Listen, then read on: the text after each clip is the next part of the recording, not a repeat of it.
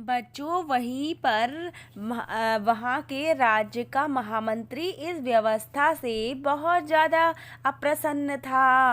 उसने सोचा कि जो रुपया पैसा और धूस के रूप में उसे मिलता था, अब वह सुजान को मिल रहा है। उसे सुजान से बहुत ज़्यादा ईर्ष्या होने लगी और वह सुजान को राज दरबार से बाहर करने का उपाय सोचता रहता, लेकिन उसका कोई भी उपाय सही साबित नहीं होता था। और बच्चों क्या होता है, एक दिन की बात होती है, महामंत्री राज दरबार में भ्रमण करने निकला और तभी वहाँ पर राज दरबार का एक नाई मिलता है। वो बहुत ही ज़्यादा चतुर चालाक था।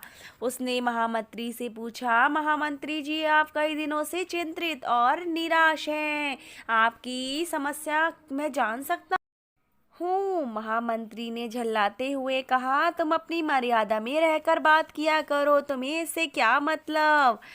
अब बच्चों क्या होता है, वो सारी बात उसे बताता है और यह भी कहता है कि तुम इसका समाधान बताओ। नाई प्रसन्न होते हुए बोला, इसका उपाय मेरे पास में है, आप ये समस्या मेरे ऊपर छोड़ दीजिए, मैं इसका समाधान आपको बताऊंगा।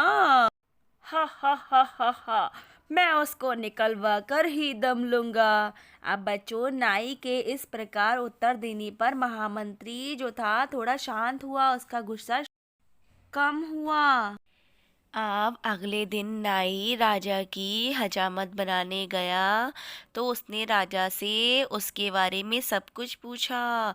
तब राजा ने कहा, मैं उसे प्रतिदिन राजकोष से चांदी के 10 रुपए दिलवाता हूँ।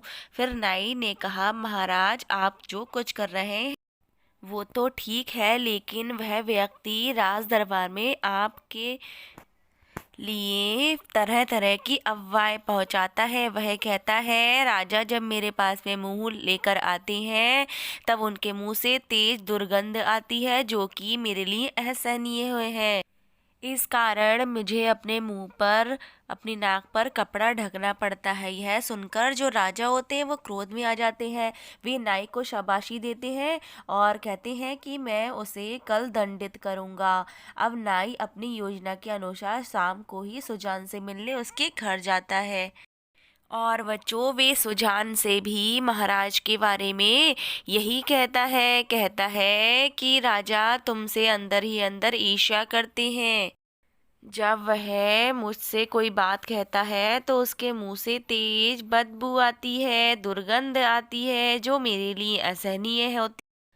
सुजान यह सब बात सुनकर उससे कहता है, ठीक है मैं तुम्हें धन्यवाद देता हूँ, कल मैं तुम्हारे इस नियम का पालन करूँगा और राजा से सावधान रहूँगा। नाई अपनी कोशिशों में कामयाब हो जाता है। अगले दिन राजा का राज दरबार में सुजान जाता है तो राजा को क्रोध आ जाता है। अब वे उससे कहते हैं, ये लो अपना राजा आज्ञा का पत्र, जिसे लेकर को तुम राजकीय कोष से अपना जो पैसे हैं वो ले सकते हो।